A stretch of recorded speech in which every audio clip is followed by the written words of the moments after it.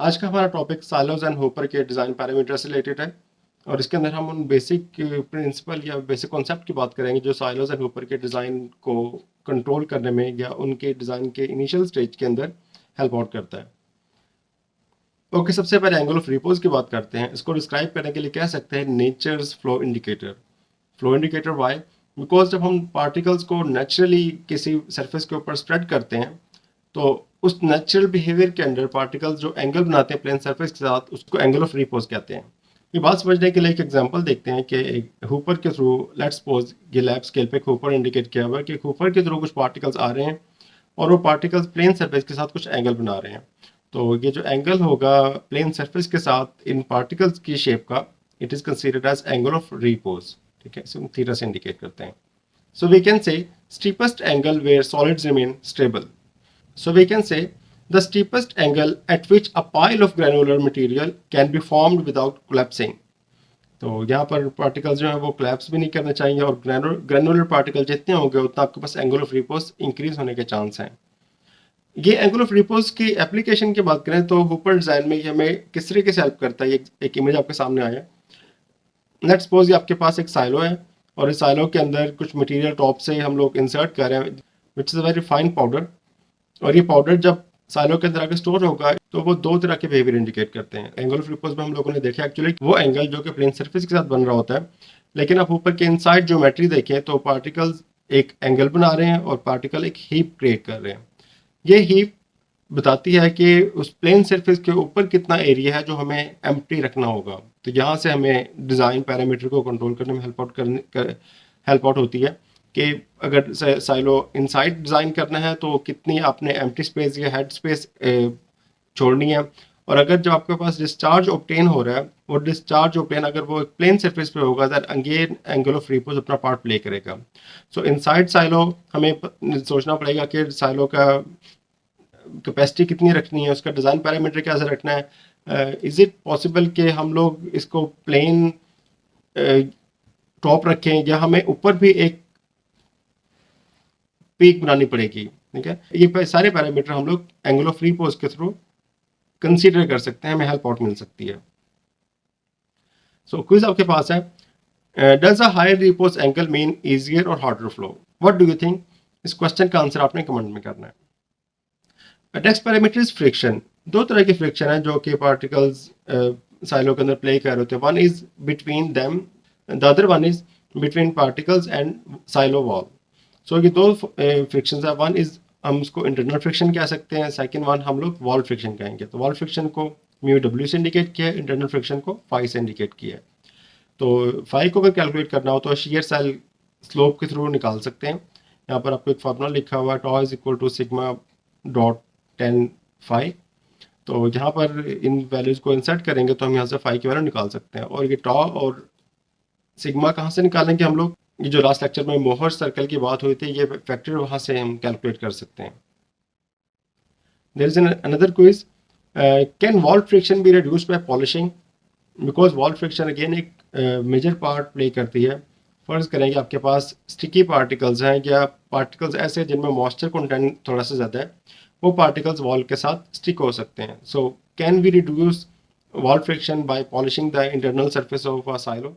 एक और parameter study करते हैं which is the flow pattern. जब पार्टिकल साइलो में आके स्टोर हो गए हुए हैं एंड अब हम लोगों ने डिस्चार्ज कलेक्ट करना है, तो दो तरह का फ्लो हो सकता है। One is a mass flow, the other one is a funnel flow. Mass flow में जैसे इमेज से इंडिकेट हो रहा है, ऑल्दो आपके पास एक रो ऑफ पार्टिकल यहाँ से निकलते हुए नजर आ रही है, बट मैस फ्लो को कंसीडर करें कि तमाम पार्टिकल्स कोलेक्टिवली ऊपर में से एग्जिट डिस्चार्ज की तरफ मूव करें, it will be considered as a mass flow. जबकि फनल फ्लो को हम बात करें तो यहाँ पर कुछ पार्टिकल्स जो है वो फ्लो करेंगे, रिमेनिंग पार्टिकल्स फनल की तरह रेजिस्टेंस क्रिएट करेंगे रिमेनिंग पार्टिकल्स को निकलने में।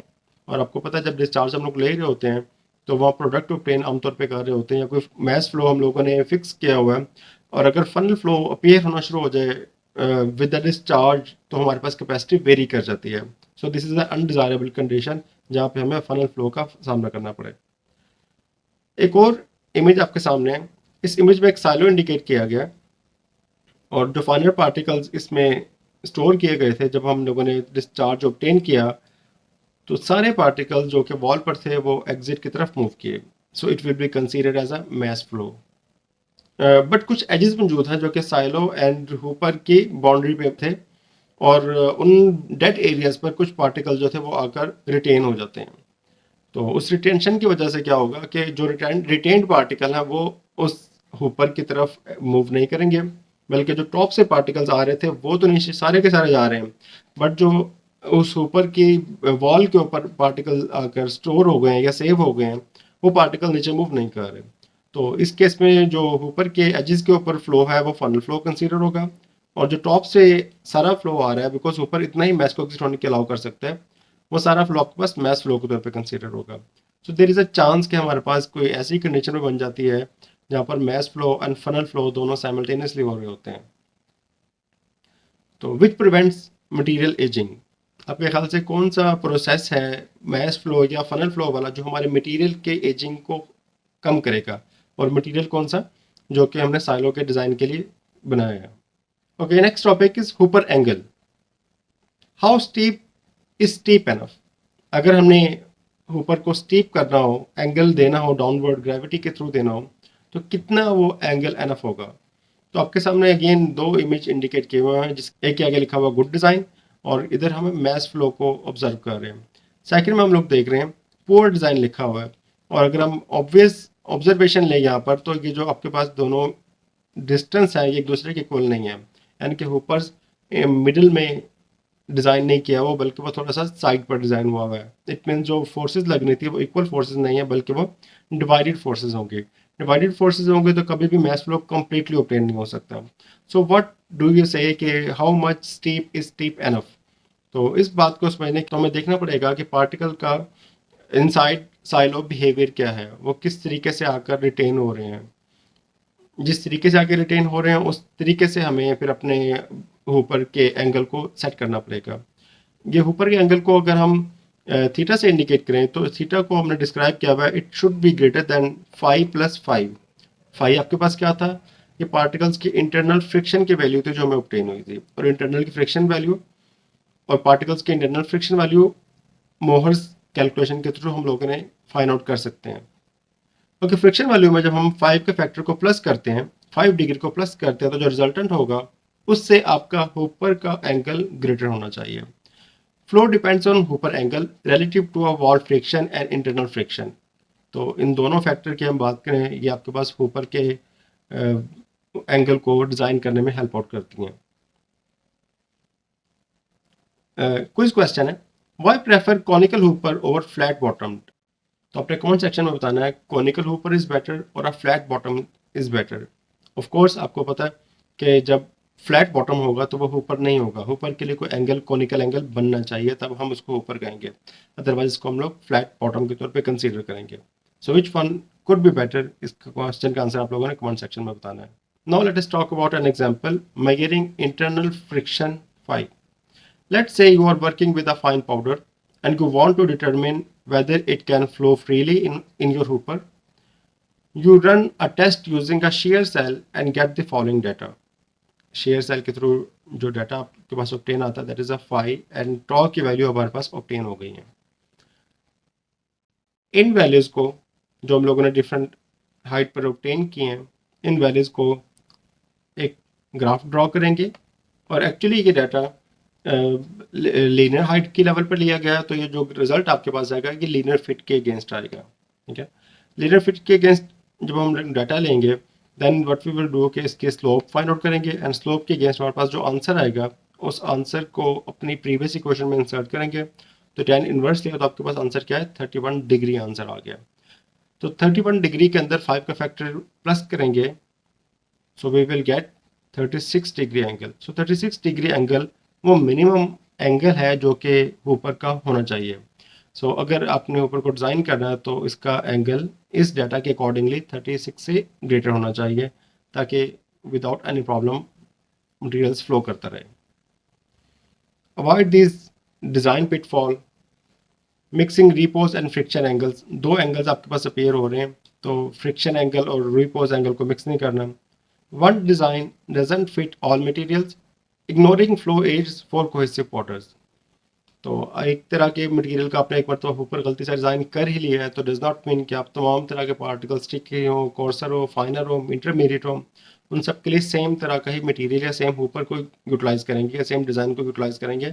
हर मटेरियल की अपनी नेचुरल प्रॉपर्टीज़ हैं, उनको स्टडी करने के बाद ऊपर के डिज़ाइनिंग की तरफ मूव करते हैं। रियल वर्ल्ड डिज़ाइन लेसन की बात करें, Sivan plant use steep conical ऊपर। आप देख रहे हैं कि साइलो के एंड ऊपर के डिज़ाइन में जो एंगल है वो स्टीप है, वो फ़ौरन स्टार्ट हो जाता है। मतलब जो जॉइंट वाला एंगल था, जो जॉइंट वाला सेक्शन था, जो भी हम लोगों ने बैड डिज़ाइन के अंदर देखा था कि पार्टिकल्स ऊपर की वॉल के ऊपर आके कलेक्ट हो जाते हैं या फिर कंबाइन होकर स्टे करना शुरू कर देते हैं। तो स्टीप एंगल से क्या होगा कि वो उनको स्टेइंग एरिया नहीं मिलेगा जहाँ पर वो स्टे कर सकें, तो they will slide down towards the discharge point. And food industry use vibration pad because उनमें स्टिकी पार्टिकल्स होते हैं, पार्टिकल कोर्सर होते हैं, स्टिकी पार्टिकल्स होते हैं आमतौर पर फूड इंडस्ट्री के अंदर। सो व्हाट दे डू के वाइब्रेशन पैड यूज़ करते हैं जो कि एयर के थ्रू हो सकता है या एक्सटर्नल वाइब्रेशन हो सकती हैं। तो इन वाइब्रेशन के थ्रू जो पार्टिकल्स अगर स्टॉप होने की कोशिश करें या ब्रिजिंग करें या फिर इंटरलॉकिंग का फिनोमिना अपीयर होने की कोशिश करें तो इन एड्स की मदद से वो ब्लॉकेज नहीं होती और पार्टिकल्स मैस फ्लो में हमें डिस्चार्ज में ओपन हो जाते हैं। Beyond geometry design factors that matter, geometry के अलावा कुछ पैरामीटर की बात करें तो उनमें आपके पास सरफेस फिनिश आ जाती है। साइलो की इनसाइड फिनिश कितनी अच्छी है, कितनी ख़राब है। स्मूथ वॉल्स हैं तो इट मीन्स लेस फ्रिक्शन होगी।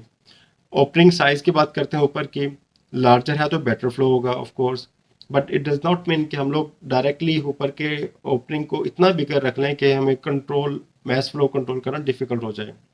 Then sometimes it happens like particles आपस में इंटरलॉकिंग कर लेते हैं या ब्रिजिंग कर लेते हैं। सो हमें कुछ फ्लो एड्स देनी पड़ते हैं जिसमें vibration for cohesive powder most famous है। कुछ क्वेश्चन आपके सामने है, what would you optimise first for sticky powder.